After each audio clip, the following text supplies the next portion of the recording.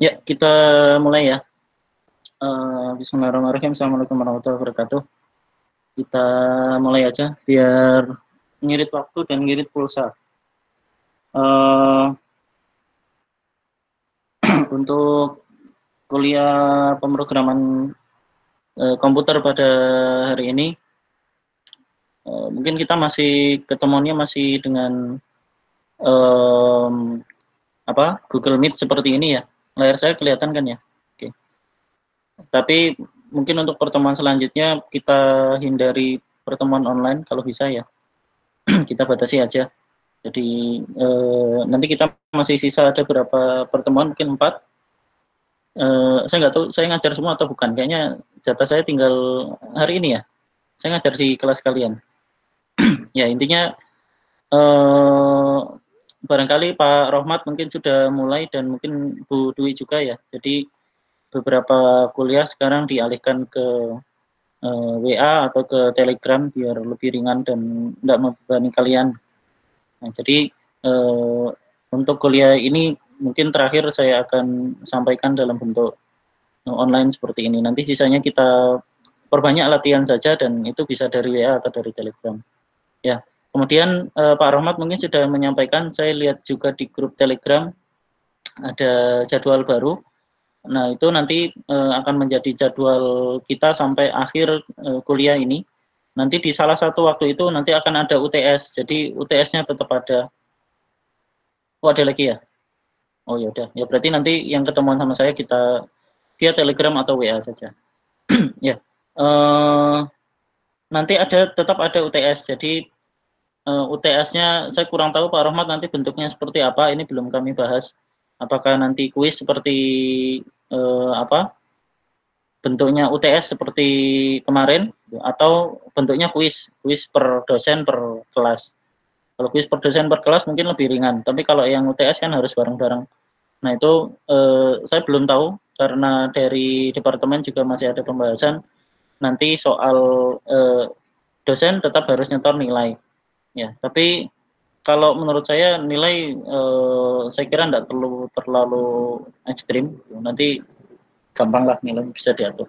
Yang penting kalian juga sebenarnya tidak wajib untuk hadir secara virtual seperti ini. Yang penting materi tersampaikan dan kalau ada pertanyaan nanti silakan ditanyakan. Ya, saya lihat kalau kuliah yang di grup Telegram udah lumayan ramai sekali. Bentar, berarti saya masih ngajar nggak ya? Kelas A. 30 April itu hari ini ya? Oh, masih ada 9 Mei. Ya, saya masih ngajar kelas ini ternyata. Nah, barangkali di pertemuan terakhir saya nanti kita akan membahas beberapa hal yang agak di luar materi. Itu mungkin karena saya ingin memberikan juga beberapa best practice untuk coding, entah nanti dalam bentuk slide atau dalam bentuk apa nanti saya akan share. Atau dalam bentuk modul seperti kemarin. Ya, oke. Untuk pertemuan hari ini, kemarin mungkin sudah disampaikan tentang dasar-dasar fungsi atau subroutine oleh Bu Dwi, dan saya sifatnya hanya akan mengulang saja dan nanti kita akan perbanyak latihan. Mungkin nanti karena minggu depan saya nggak ngajar kelas kalian, saya titipkan saja ke asisten ya, Ali ya. Ada beberapa contoh-contoh soal yang bisa dipakai untuk latihan, dan saya lihat Pak Rohmat juga udah nge-share beberapa latihan-latihan yang bisa kalian lakukan untuk mengerjakan soal-soal ini. Jadi intinya ketika kita nanti membahas mengenai pemrograman, sebenarnya yang sejauh ini kita pelajari ini udah lumayan banyak. Dari yang pertama basic sintaks C++, kemudian operator, kalian sudah belajar tentang bahwa setiap statement di C++ itu harus ada titik koma, ada tipe data, kemudian ada conditional statement, ada if then. Kenapa namanya control flow? Karena if then inilah yang menentukan kalau di diagram alir dia alirnya akan terus lurus ke bawah atau nanti harus belok kanan atau putar balik. Ya, jadi namanya control flow if then. Kemudian ada looping, dan yang kita pelajari hari ini adalah function. Yang minggu depan kita pelajari nanti adalah tentang array. Nah, ini yang kita pelajari semuanya ini adalah inti-inti dari sebuah bahasa pemrograman. Saya ngutip tweet dari salah orang programmer, bahasa pemrograman apapun nanti kalian akan perlu kenal yang namanya control flow, looping, function, array, dan lain-lain. Array dan object dan class mungkin tidak kita sampaikan di kuliah ini. Nanti mungkin di kuliah SIG berbasis web nanti ada sedikit disinggung tentang object dan class. Kemudian library juga nanti ada di mata kuliah lain. Tapi control flow, looping, function, array, kemudian rekursi akan kita sampaikan di sini. Jadi kenapa ini saya sampaikan? Karena begini, inti dari bahasa pemrograman ini adalah agar kalian bisa membuat sebuah program, begitu kan?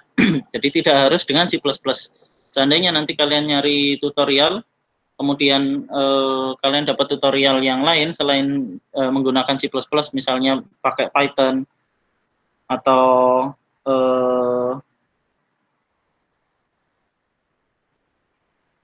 misalnya JavaScript atau bahasa pemrograman yang lain yang kalian cari ada di internet misalnya, karena sekarang banyak sekali, maka kalian jangan mengandalkan bahwa wah saya belajarnya C++ berarti saya harus belajarnya hanya C++ saja. Tidak. Ya, begitu kalian sekarang sudah dapat basic dari conditional statement, kemudian looping, kemudian function, maka kalian udah bisa lompat ke bahasa yang lain dan mulai belajar bahasa lain. Karena konsepnya sama saja. Konsep looping, conditional statement di bahasa lain sama. Nah, saya agak cepat ini ya. Saya agak cepat. Nanti silakan dikerjakan saja latihan-latihan yang ada di modul. Nanti akan saya tambahkan beberapa soal lain kalau kalian mau. Ya oke. Jadi apa itu fungsi? Fungsi ini bahasa lainnya disebut dengan nama subroutine atau subprogram. Fungsinya adalah untuk mengerjakan satu hal yang terpisah, tersendiri, spesifik, dan bukan bagian dari program utama. Jadi kalau program utamanya di sini adalah ini misalnya adalah program utama kita. Nah inilah yang disebut dengan nama function atau fungsi. Barangkali saya pernah menyinggung beberapa kali mengenai modularity. Nah fungsi ini adalah salah satu cara yang dapat kita lakukan untuk mencapai modularity. Di fungsi itu adalah memecah program-program ini menjadi bagian-bagian kecil sehingga dia bisa dikerjakan dengan lebih efisien dan tidak perlu mengulang kode yang sama berulang-ulang, modularity. Jadi kalau dalam bahasa pemrograman istilahnya adalah divide and conquer. Kita bagi masalah kita menjadi bagian-bagian yang lebih kecil, kita selesaikan bagian yang kecil-kecil itu, kemudian kita gabung menjadi sebuah program besar. Nah ini salah satu teknik yang sering dipakai untuk pemrograman.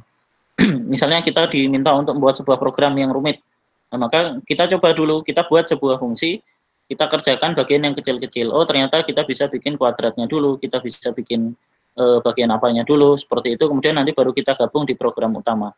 Nah ini salah satu kegunaan dari sebuah fungsi atau function pada C++ dan di semua bahasa pemrograman. Jadi ketika misalnya seperti ini adalah fungsi yang gunanya untuk menulis kuadrat. Misalnya saya punya bilangan 8 berarti hasilnya nanti 8 kali 8.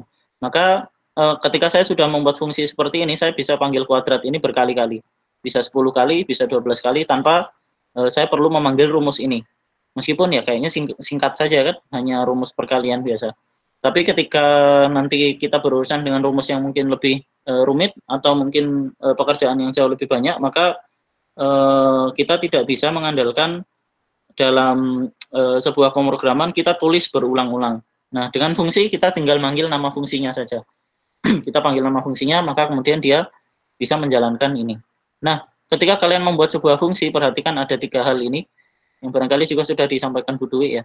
Ada tipe data, kemudian ada argumen, kemudian ada nilai balik. Nah, kalau dalam contoh ini, contoh program ini long kuadrat, ints, return, bla bla bla ini adalah sebuah fungsi, tipe datanya adalah long, kemudian argumennya adalah ini, atau parameternya adalah ints, nanti kita jelaskan perbedaannya argumen dan parameter. Kemudian return value-nya adalah yang ini, return s kali s. Ketiganya bersifat opsional. Long bisa saya hapus, jadi langsung hanya kuadrat ints. INTS itu juga saya hapus, bisa. Jadi hanya kuadrat, kurung buka, kurung tutup. Kemudian return itu juga opsional, bisa kita masukkan, bisa enggak, tergantung kebutuhan. Kapan kita butuh return, kapan kita enggak butuh. Jadi kita langsung saja pakai. Nah, ini namanya deklarasi fungsi. Jadi ketika saya sebutkan fungsi seperti ini, maka fungsi ini dipanggil dengan memanggil namanya. Saya langsung demokan aja ya. Layar saya kelihatan kan? Ya, misalnya ini C++. Saya bisa bikin fungsi seperti ini.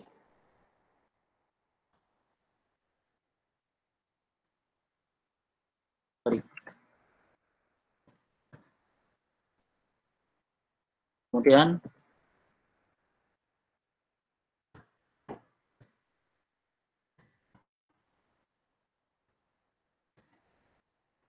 misalnya.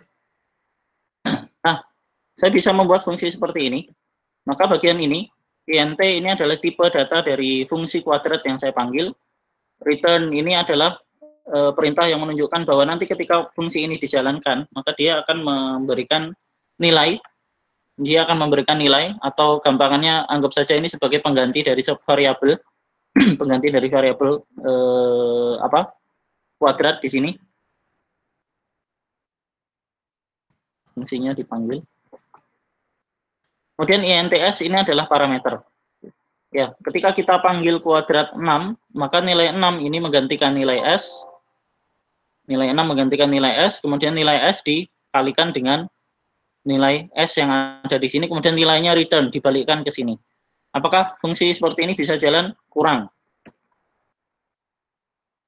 Karena kuadrat ini tipenya adalah int, kalau hanya kita tulis seperti tadi, maka nilai kuadrat ini cuma ditampilkan saja kuadratnya. Sorry, bukan ditampilkan, cuma disimpan saja, belum ditampilkan. Nah, ketika saya panggil cout seperti ini, maka seolah-olah kata lain ini adalah saya bikin seperti ini, int kuadrat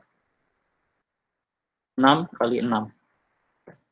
Nah, jadi seolah-olah ketika saya memberikan nilai return, kemudian saya panggil kuadrat, cara memanggil fungsi adalah dengan memanggil namanya, sehingga tidak boleh ada dua fungsi yang namanya sama.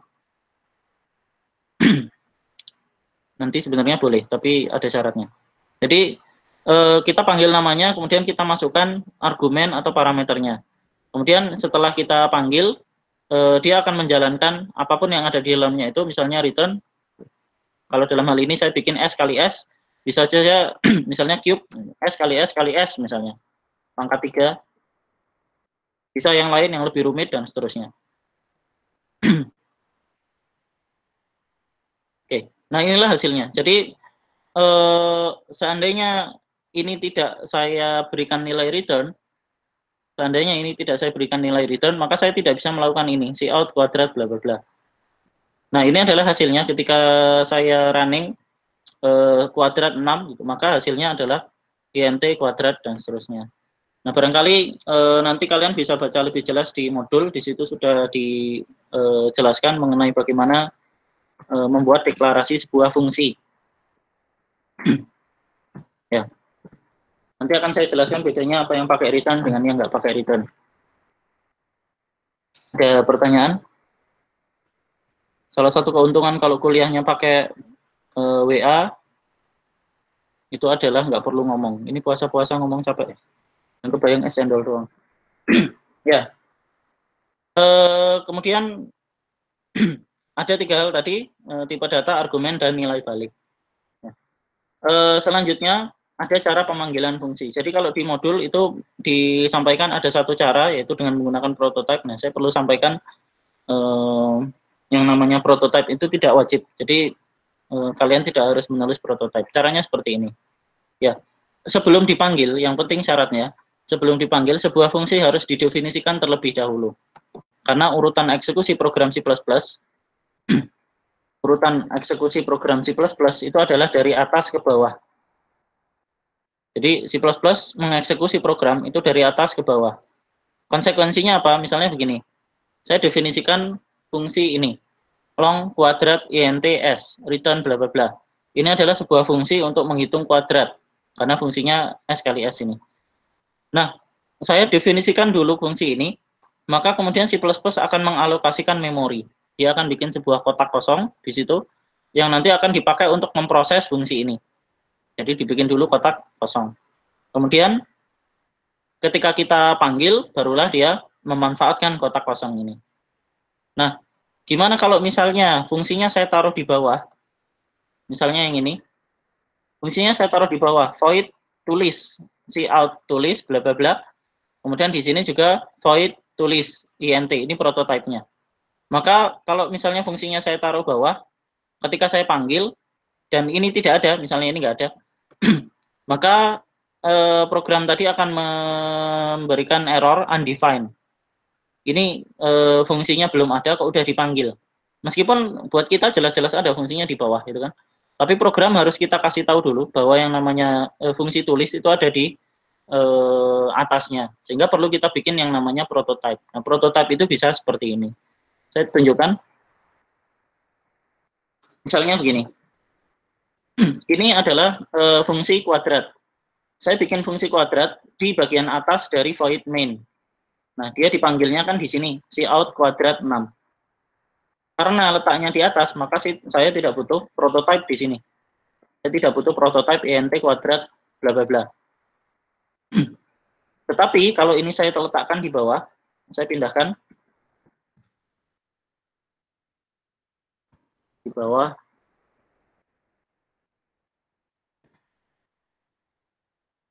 Biasakan menulis komentar biar lebih jelas. Ya, jadi bagian ini adalah di bagian bawah dari program utama.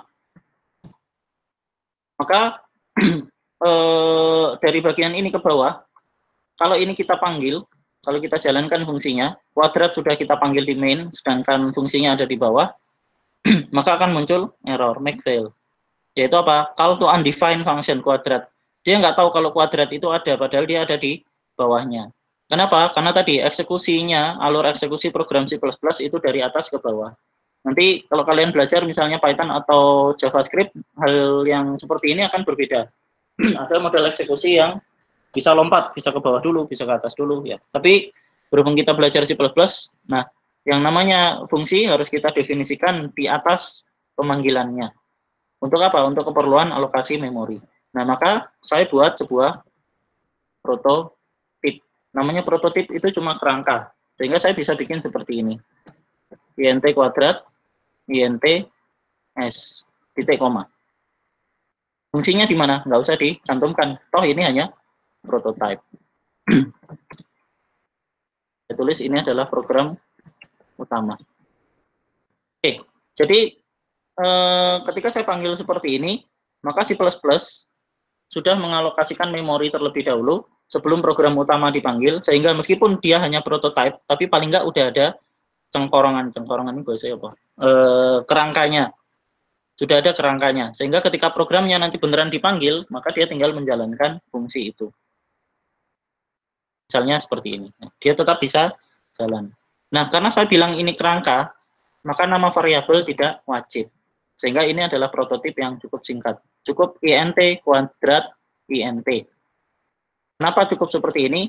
Karena kita cukup memberitahu program, kita cukup memberitahu si program utama bahwa yang namanya fungsi kuadrat ini punya satu argumen, punya satu parameter yang tipe datanya int. Dia nggak butuh informasi nama, apakah itu w atau s atau p atau hasil atau apapun.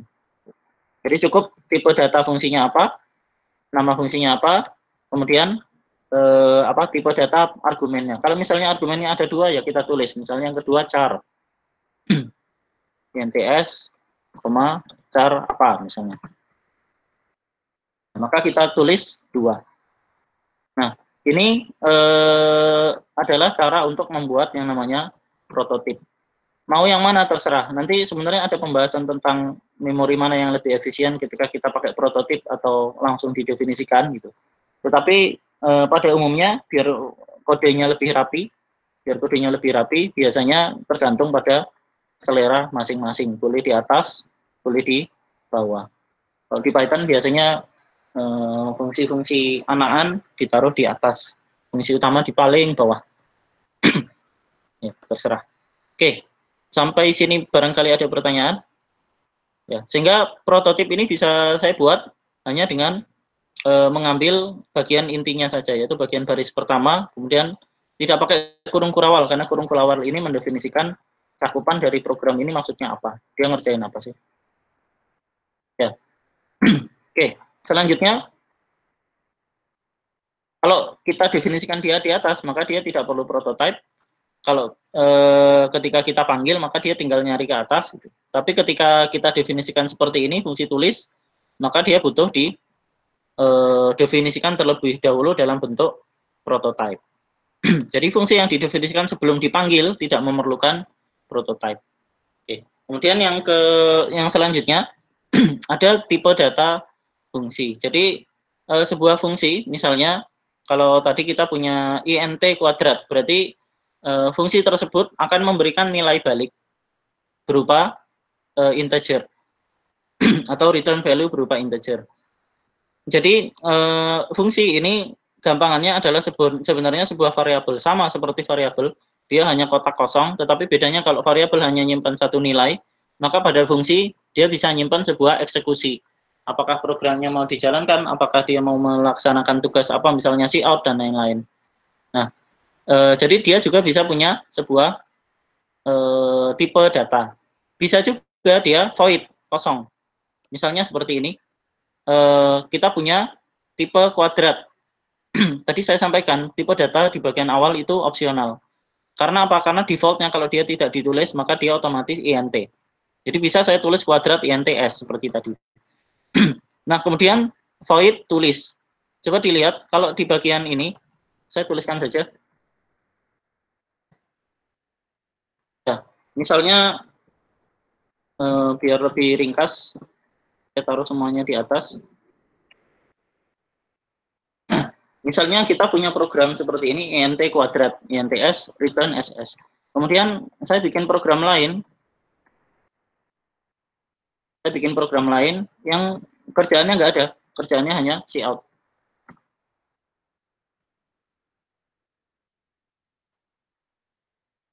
Nah, misalnya begini. Oke. Jadi sekarang kita punya dua fungsi. Fungsi yang pertama adalah fungsi kuadrat. Fungsi yang kedua adalah fungsi tulis namanya. Fungsi kuadrat dan fungsi tulis. Dua-duanya saya letakkan di atas program utama. Maka di program utama saya bisa panggil seperti ini, misalnya tulis, kemudian kuadrat. Fungsi tulis saya hanya panggil seperti ini, tidak ada argumen di sini, karena di deklarasi fungsinya dia juga tidak ada argumen.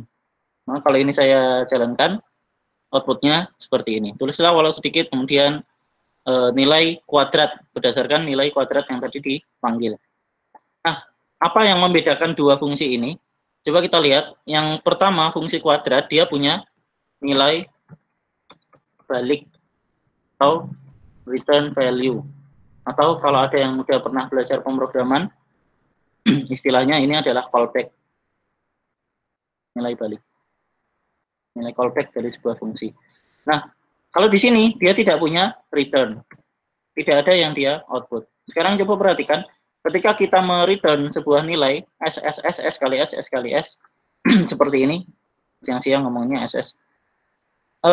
Maka ketika program fungsi kuadrat ini dipanggil dengan angka 6, angka hasilnya ini, satu blok ini, kuadrat 6 ini hasilnya apa? Maka kita tahu bahwa hasilnya adalah int.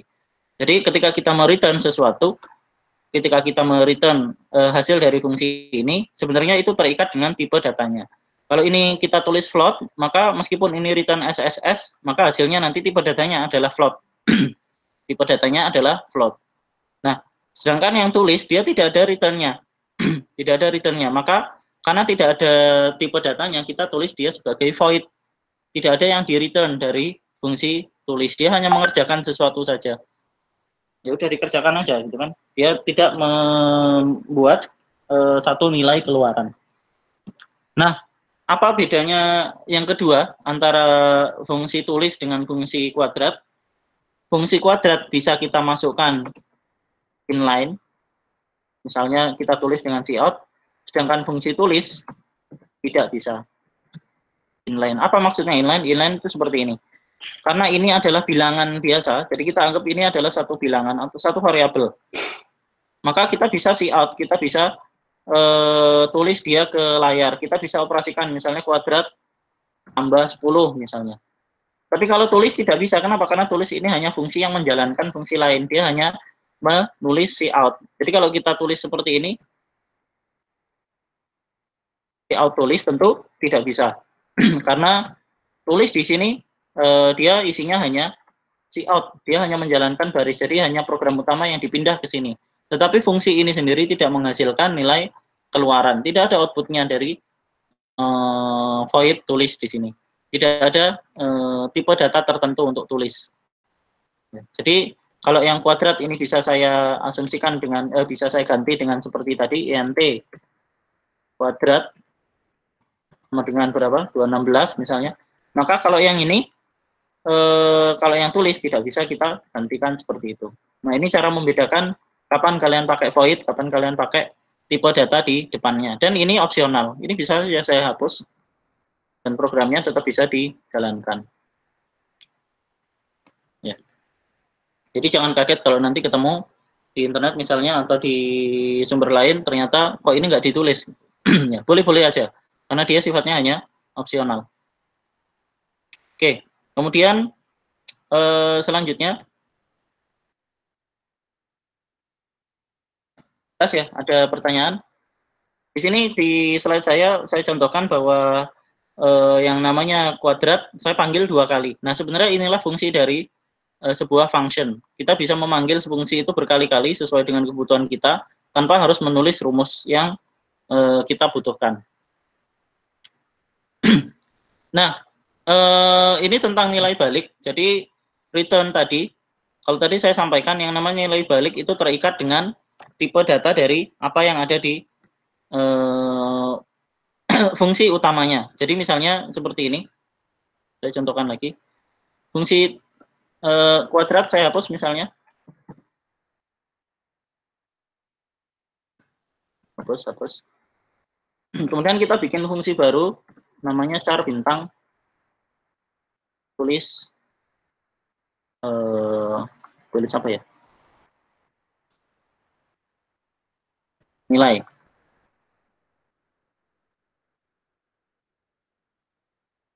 Oke, sekarang saya akan membuat, artinya di sini tidak ada cout tapi return. Karena kenapa? Karena kita punya definisikan tulis ini punya tipe data. Yang kita return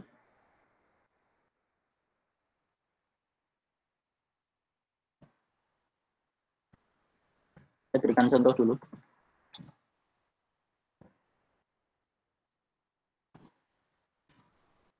Oke. Sekarang kita punya sebuah variabel namanya tulis. Bintang ini saya bilang adalah sebuah fungsi, tapi bisa kita perlakukan sebagai variabel karena dia punya tipe data. Sekarang misalnya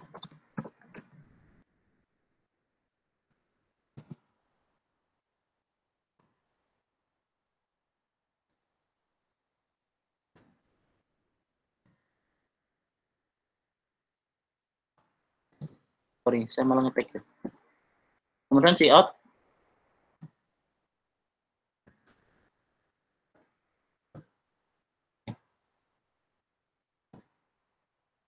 misalnya seperti ini. Bisa dipahami kah program ini? Fail, di mana errornya? Oh, sorry. Sorry. Oke. Berarti seperti ini dulu aja.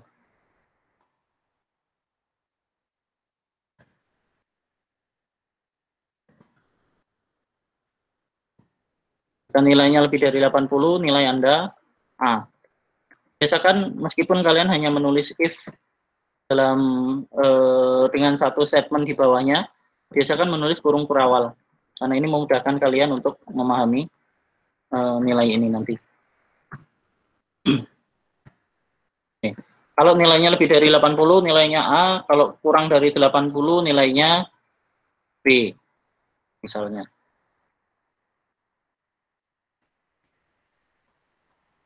Kan 9. Oke, nilai saya A misalnya. Nah, apa yang terjadi ketika fungsi ini saya panggil, fungsi yang panas ini enak sekali, steller. Ketika fungsi ini saya panggil, maka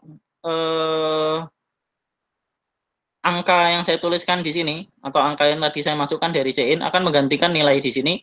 Kemudian berlaku if else, dan returnnya ada 2. Ini boleh-boleh saja dan sah-sah saja dan tidak ada yang salah dengan ini, tapi kalian bisa singkat ini menjadi satu nilai, dengan membuat sebuah variabel sementara.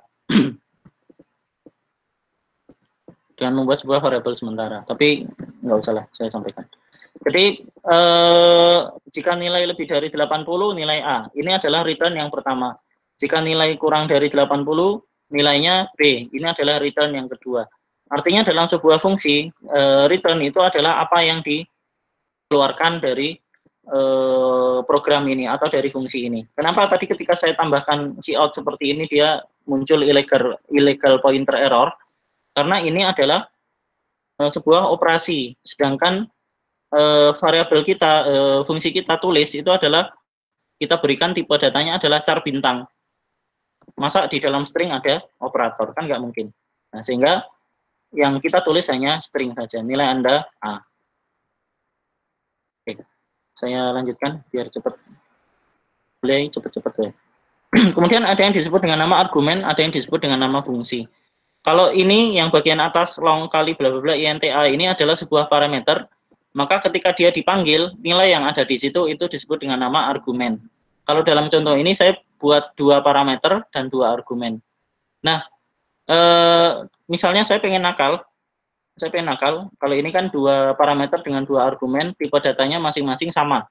Tipe data antara parameter dengan argumen harus sama. Kalau ini didefinisikan int, maka ini juga harus int kita masukkan. Nah, gimana kalau misalnya saya nakal, error? Saya panggil seperti ini, saya bikin void temp int i sama dengan 10 float j sama dengan 3,3. Kalau saya pengen saya tahu ini ada 2 argumen, tetapi tidak saya cetak sama sekali. TMP-nya kosong, hanya seperti ini, temp kosong. Padahal ada 2 argumen. Maka kita bisa tetapkan, ketika kita definisikan di fungsinya, di bagian fungsinya kita berikan int i sama dengan 10, float j sama dengan 3,3, maka kedua nilai ini akan menjadi nilai default. Sehingga meskipun saya tidak cetak apapun, saya hanya panggil temp, dia akan mencetak 10 dan 3,3, karena itu angka bawaan dari pada saat program ini dipanggil. Gimana kalau misalnya yang satu int, yang satu float, kemudian ternyata saya masukkan dua-duanya float, atau saya masukkan dari saya masukkan dari yang di depan float duluan, kemudian di belakang int. Apa yang terjadi? Nah, ini ada 4 macam kasus yang bisa kalian lihat di sini. Ada, kalau nggak ada argumen sama sekali, apa yang terjadi? Kalau hanya satu argumen saja dan seterusnya. Cepat aja lah. Nah, sekarang tentang cakupan. Nah, ini kadang-kadang bikin bingung, tapi saya kira tidak masalah kalau selama kalian memperhatikan kurung kurawal. Makanya selalu tulis kurung kurawal buka dan tutup, kemudian berikan indentasi. Masuknya berapa, gitu. Sehingga kalian tahu program ini cakupannya atau skopnya seberapa. Nah, oke. Mending saya praktekkan saja. Saya akan buat sebuah variabel di sini.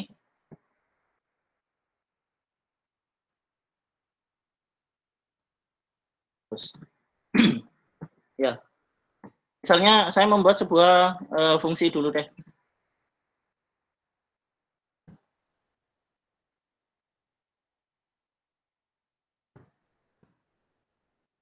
Misalnya int 78.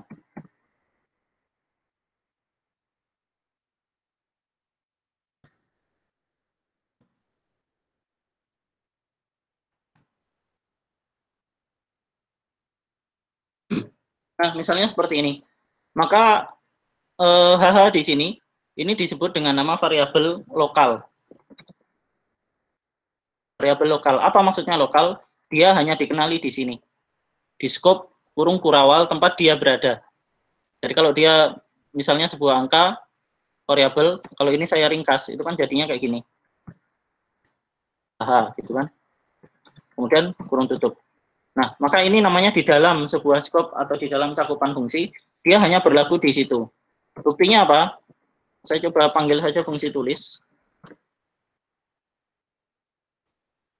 Angkanya adalah 78. Dari mana 78? Dari HH. Buktinya, ketika tulis ini bisa saya panggil, tapi ketika saya out di sini, HH, maka apa yang keluar? Error. Kenapa? HH tidak didefinisikan di skop ini. Dia hanya dikenali di skop ini saja. Meskipun nanti misalnya kita menggunakan fungsi tulis, kita kirimkan nilai variabel yang di sini ke program utama. Bisa. Nah, tapi HH ini tidak dikenali di skop ini. Bahkan seandainya saya membuat sebuah variabel baru, int HH, dengan nama yang sama, yang isinya berbeda, maka bagian atas ini adalah skop yang ada di void main, yang bawah adalah yang berasal dari void tulis. Sama-sama int, sama-sama HH, tetapi nilainya berbeda. Nilainya berbeda. Karena sama-sama variabel lokal. Nah, sekarang gini, kalau misalnya ini saya hapus, saya buat sebuah variabel di luar semua tanda kurung kurawal.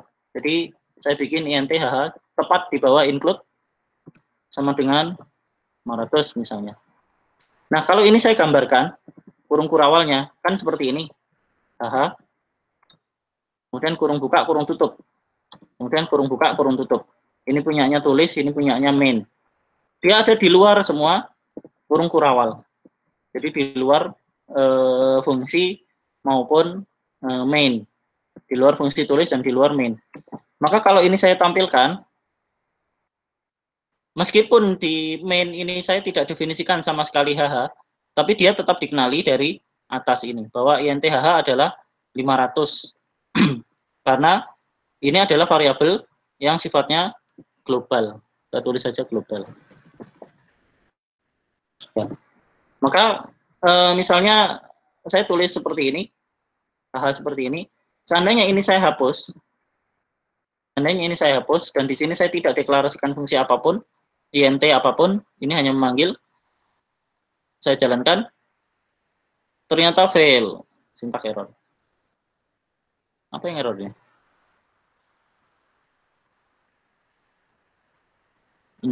Oh ini, kenapa ada ini sini? Sorry, ngantuk. Nah, baik yang di fungsi tulis maupun yang di fungsi main sama-sama nilainya 500 karena semuanya menggunakan variabel global yang sama. Nah, makanya untuk variabel global dan lokal yang perlu kalian perhatikan hanya apakah dia ada di dalam kurung kurawal atau di luar. Selama dia ada di antara dua kurung kurawal, maka dia hanya berlaku di situ. Kalau tidak, maka dia berlaku di semuanya, di luar. Karena bisa saja, ini saya tulis di belakang misalnya. Apa yang terjadi kalau ini saya tulis di belakang? Error. Kenapa? Dia tidak diketahui. Ingat lagi bahwa eksekusi C++ berjalan linear dari atas ke bawah. Maka kalau HH-nya di sini, dia tidak akan dikenal. Gimana caranya? Tetap error. Nggak bisa. Saya asal nyoba aja. Kenapa error? Karena di sini dideklarasikan, sedangkan di sini juga dideklarasikan. Nggak boleh.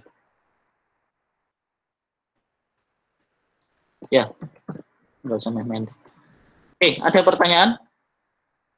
Nggak ada. Kalian pendengar yang baik, mungkin tidur.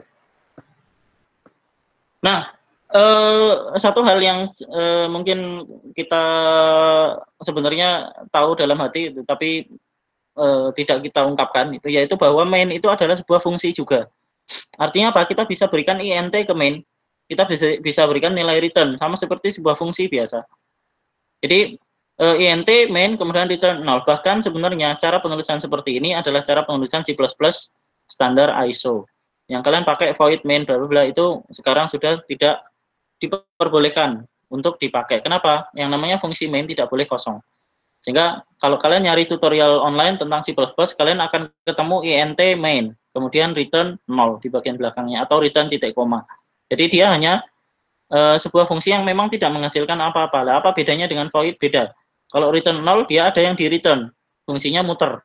Tapi kalau void, itu dia tidak melakukan apa-apa. Jadi seolah-olah dia hanya mengerjakan tugas-tugas cout atau apa seperti itu. Void main juga adalah sebuah fungsi. Nah, sekarang saya kenalkan satu konsep yang disebut dengan nama rekursi.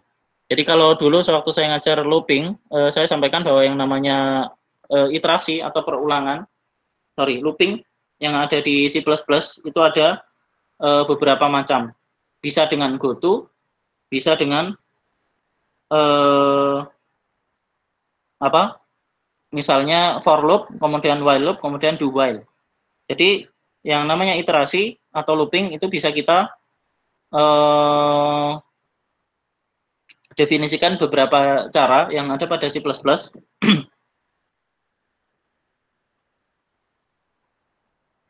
Bisa dengan goto, pernah saya tunjukkan contoh programnya. Jadi misalnya kita buat sebuah program, dia ngalir ke bawah, kemudian goto, tahu-tahu pergi ke atas lagi, dan itu tidak direkomendasikan. Bisa dengan for, while, do while yang minggu lalu sudah kita bahas cukup panjang. Kemudian juga bisa dengan rekursi. Nah, ini adalah cara yang baru yang mungkin belum kalian kenal. Apa yang disebut dengan nama rekursi? Rekursi adalah seperti ini. Jadi kita definisikan sebuah fungsi namanya faktorial. Kemudian ternyata di dalam fungsi itu dia memanggil dirinya sendiri. Apa yang terjadi? Dia akan muter terulang. Coba kita baca. Kalau misalnya dia faktor 5, angka 5 kita masukkan ke sini, menggantikan n, maka jika n lebih dari 1, 5 kali faktor n min 1, yaitu faktor dalam kurung 4. Berarti naik lagi, kemudian angkanya ganti jadi 4. Karena masih lebih dari 1, maka 4 kali n min 1, dan seterusnya. Sehingga 5 kali 4 kali 3 kali 2, begitu n-nya sama dengan 1, maka 1. 5 kali 4 kali 3 kali 2 kali 1, yaitu faktorial 5. Nah, ini adalah contoh perulangan dengan menggunakan rekursi. Rekursi, ingat-ingat aja namanya kursi. Nah, rekursi ini adalah salah satu metode yang sangat berguna dan mungkin akan sering kalian jumpai ketika kalian nanti sering ketemu pemrograman. Di bahasa pemrograman apapun ada teknik yang disebut dengan nama rekursi ini. Dan ini adalah salah satu teknik yang dipakai untuk biasanya untuk menyingkat algoritma.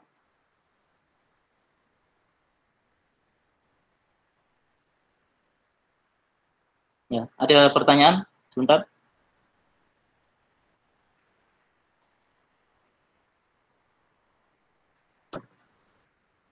Cek dulu. Jangan-jangan pada tidur.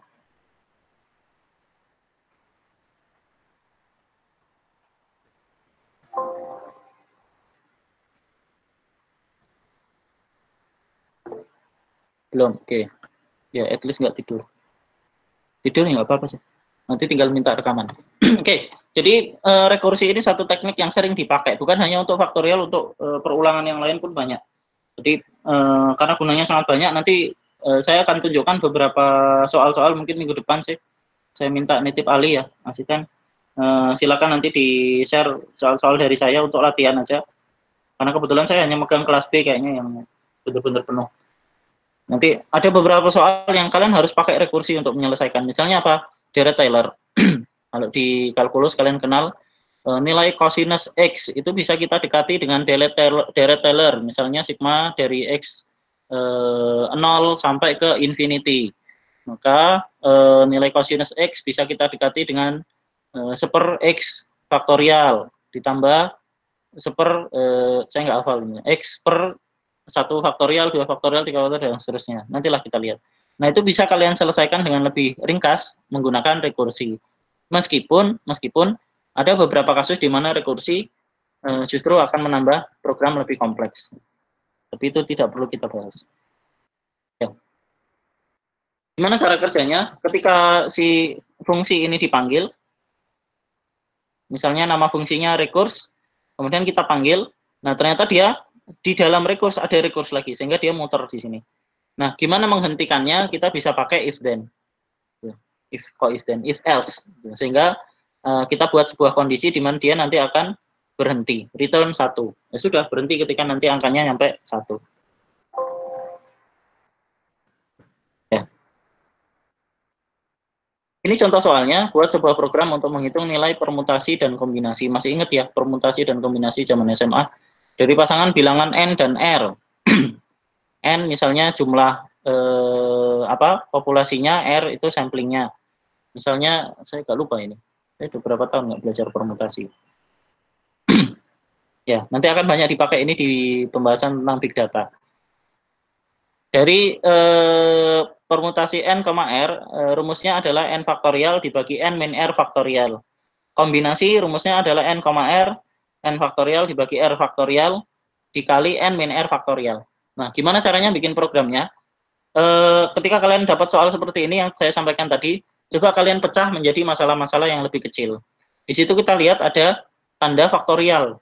Berarti bisa dong kita bikin sebuah fungsi yang khusus dia menangani faktorial ini, agar kita tidak perlu membuat faktorial berulang kali. Baru kemudian kita bikin masing-masing fungsinya permutasi dan kombinasi. Fungsi faktorial sudah sering dibahas di modul ada, kemudian di bagian looping kemarin juga kita bahas faktorial, kemudian tadi dengan rekursi kita bikin faktorial. Nah, contohnya seperti ini. Kita bikin satu fungsi faktorial. Inisialnya nggak banget memang, ya maklum. Kemudian fungsi faktorial ini kebetulan saya tidak pakai rekursi, saya hanya pakai iterasi saja karena kopas dari internet, males. Ya, ada fungsi faktorial yang nanti akan dipanggil di kombinasi dan permutasi. Kombinasi nanti dia memanggil bukan misal hasil sama dengan faktorial n dibagi faktorial n min r kali faktorial r. Kemudian juga di permutasi dia memanggil fungsi faktorial. Nah, jadi perhatikan bahwa yang namanya faktorial dan kombinasi definisi fungsi ini bisa saling memanggil satu sama lain. Yang penting syaratnya apa? Faktorial diletakkan di atasnya kombinasi dan permutasi. Sehingga kombinasi bisa memanggil fungsi faktorial, permutasi bisa memanggil fungsi faktorial. Dan kemudian di program utama tinggal kita panggil kombinasi n, r, permutasi n, r. Selesai. Ya, jadi ini adalah contoh program-program yang menggunakan fungsi. Nanti akan sangat banyak manfaat dari fungsi ini. Misalnya gini, kalian bikin sebuah program untuk menghitung sudut besar sudut antara dua titik misalnya. Kalian punya titik 1, kalian punya titik 2. Kemudian misalnya selisih sudutnya dalam derajat menit detik. Maka kalau misalnya kalian punya banyak titik, kemudian kalian pengen konversi derajat menit detik menjadi derajat decimal degree, kalian tidak perlu melakukan semuanya rumusnya satu persatu. Derajat tambah menit kali 60 tambah detik kali 3600. Tidak perlu dirubah satu persatu. Cukup bikin sebuah fungsi, misalnya konversi DMS ke decimal degree. Konversi DMS ke decimal degree. Kemudian itu yang kalian panggil berulang-ulang ketika kalian membutuhkan. Tinggal nanti dikurangkan. Sama misalnya kalau kalian pengen konversi ke radian, misalnya mau nyari nilai sinus, mau nyari nilai kosinus dan lain-lain. Atau kalian mau nyari arkes sinus, arkes tangan dan lain-lain. Nah, ini adalah contoh di mana sebuah logika pemrograman itu lebih penting dari sintaks. Kalian bisa gunakan fungsi ini untuk program apa saja, dan di program bahasa pemrograman apapun kalian akan ketemu yang namanya function, dan itu bisa kalian manfaatkan untuk menyelesaikan masalah yang sama, yaitu apa? Modularity. Bagi sebuah program yang kompleks, kalian bagi menjadi program-program kecil yang bisa diselesaikan. Contohnya adalah apa? Faktorial ini tadi. Nah, untuk detailnya tentang modularity, simplicity, dan generality nanti akan saya sampaikan di slide terpisah. Nanti akan saya share ke Elok atau via asisten atau bagaimana. Kemudian untuk kuliah ini saya kira cukup. Silakan kalian baca di modul. Kemarin untuk kelas B saya berikan tugas semua yang ada di sini. Pokoknya. Ada pertanyaan? Ya, nanti soal dari saya susah loh, siap-siap. Siap kalian suruh bikin diagram program untuk menyelesaikan Deret, Taylor, Maclaurin dan lain-lain. Nah, untuk tugas minggu ini silakan diselesaikan poin 6 A, B, C, D. A, B, C, D sudah selesai. Kemudian saya nggak tahu ini biasanya laporannya gimana, apakah masih boleh tulis tangan atau nggak boleh atau gimana? Ya nanti coba diatur aja ya sama Mas Ali. Kira-kira nanti untuk laporannya gimana? Yang kalian tanyakan pasti deadline ya kan? Kalau kelas B kemarin saya bilang deadline-nya sampai akhir semester, jadi masih lama. Tapi saya nggak tahu kalau nanti ditanya sama Pak Trias. Ya kok Pak Trias lagi? Pak Rohmat. Kalau ditanya sama Pak Rohmat gimana? Oh ya sudah, kalau gitu ketik aja. Tapi kayaknya nggak boleh screenshot ya. Sama wae. Ya, berarti untuk laporan deadline-nya sefleksibel mungkin aja. Saya harap kalian tidak terikat dengan mengerjakan itu sebagai beban, ya memang beban sih yang harus kalian kerjakan, tapi anggap aja itu adalah latihan soal, latihan-latihan yang nanti ketika itu kalian bisa selesaikan, maka kalian akan belajar satu hal baru. Jadi ketika kalian coding, semakin banyak dan semakin sering kalian coding dan latihan, maka kemampuan kalian akan terasa dengan sendirinya. Tanya Ali. Jadi ketika kita membuat sebuah program, lama-lama bahasa pemrograman apapun nanti lama-lama kalian akan bisa kerjakan kalau kalian sering bikin program dan mengerjakan soal-soal semacam itu. Oke, saya kira demikian. Apakah ada yang perlu saya jelaskan secara khusus dari modul? Sepertinya nggak ada ya. Mungkin hanya tentang ini, beberapa fungsi-fungsi string. Jadi fungsi-fungsi yang ada di sini ini disebut dengan nama library function. Library function. Jadi fungsi itu bukan hanya fungsi yang kita definisikan sendiri, tetapi kalau misalnya kita memanfaatkan fungsi dari C++, kita manggil math.h misalnya, maka sebenarnya kita sedang memanggil fungsi-fungsi yang sudah dibuatkan oleh pembuat program Goerland C++, misalnya POW itu. Nah, kita tinggal manfaatkan fungsi itu. Nah, begitu juga dengan string. Nanti di array saya akan banyak memberikan soal yang terkait dengan manipulasi string. Misalnya palindrom. Palindrom itu teks yang seperti ini. Kasur, ban, rusak. Dibaca dari belakang tetap sama. Nah, ini palindrom. Buat sebuah program untuk mengetes apakah kalimat yang dimasukkan oleh pengguna itu palindrom atau bukan. Misalnya seperti itu. Nah, jadi ini fungsi-fungsi ini adalah beberapa contoh. Kemarin kalian sudah pakai strcmp, str string compare untuk membandingkan dua buah string yang saya minta untuk menyelesaikan password itu. Kemudian ada strcpy copy, cat ini bukan kucing, strcat ini concatenate, concatenate yaitu menggabungkan.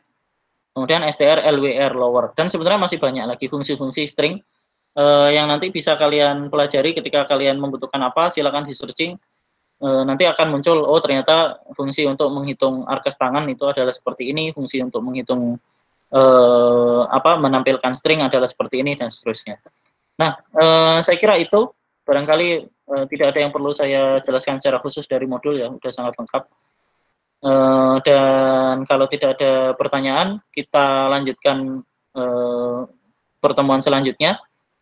Mungkin dengan Pak Rohmat dulu atau dengan Pak Cacep dulu, saya kurang tahu. Tapi kalau ada pertanyaan silakan ditanyakan di grup ya. Nanti untuk Telegramnya, entah kita akan buat grup di Telegram atau di WA, nanti saya kabari lagi. Ya, terima kasih. Assalamualaikum warahmatullahi wabarakatuh.